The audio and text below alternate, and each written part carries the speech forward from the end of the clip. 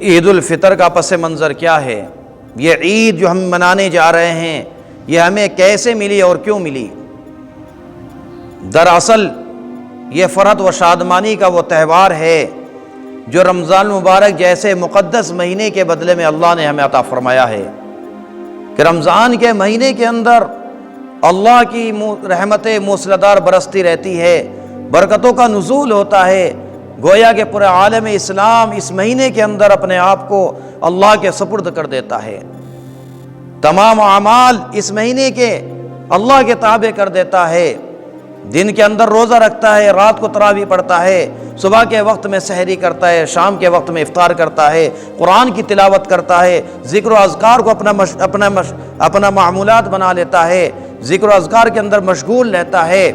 کبھی جان کا صدقہ نکالتا ہے، کبھی مال کا صدقہ نکالتا ہے، کبھی اپنے خوش قسمتی کے اوپر ناز کر کے مسکراتا ہے کہ اللہ نے ایسے مقدس و مبارک مہینے کی ساعت مجھے نصیب فرما دی، اور کبھی اللہ کے خوف اور ڈر کی بنا پر کانپنے لگتا ہے، ڈرنے لگتا ہے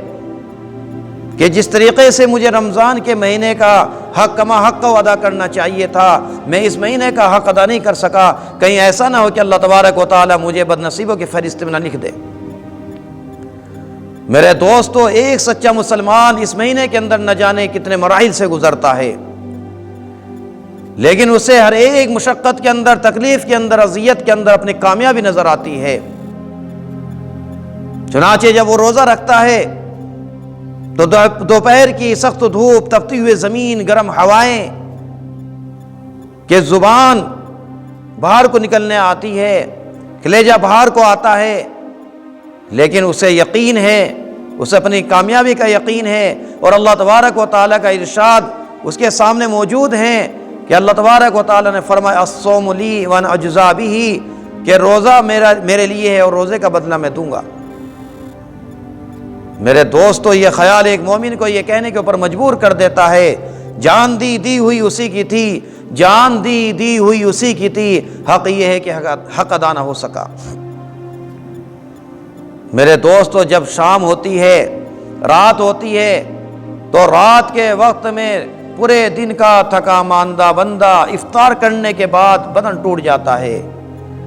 لیکن اس کے باوجود مسجد کے اندر جا کر فرضوں کے ساتھ میں 20 رکعت تراویح خوشی کے ساتھ میں ادا کرتا ہے، باوجود مشقت ہے، تکلیف ہے، اذیت ہے، لیکن اسے اپنی کامیابی کا بھرپور یقین ہے کہ کل قیامت کے دن یہ قرآن مجید اللہ کی بارگاہ میں یوں کہے گا، اے پروردگار عالم،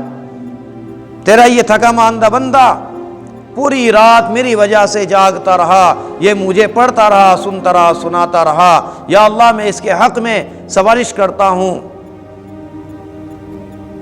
کہ اللہ میں اس کے حق میں سفارش کرتا ہوں کہ تو اس کو جہنم کی آگ سے بچا کر اس کے بارے میں جنت میں داخلہ کرنے کا فیصلہ صادر فرما دے۔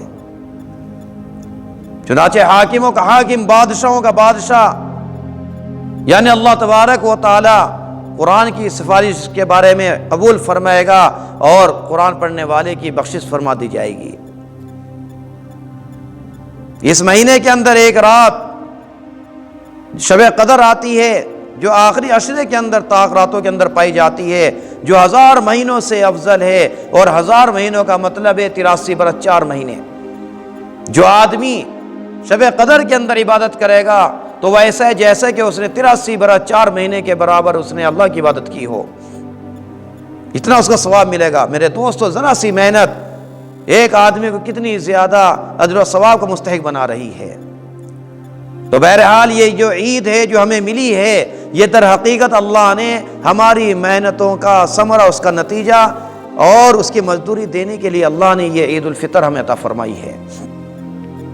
جو رمضان کے اندر ہم نے معمولات کیے ہیں، ہم نے روزے رکھے ہیں، ذکر و اذکار کیے ہیں، جو بھی اعمال کیے ہیں، اللہ نے ان کے بدلے میں ان کی مزدوری دینے کے عوض اللہ نے یہ عید الفطر کا تہوار ہمیں عطا فرمایا ہے۔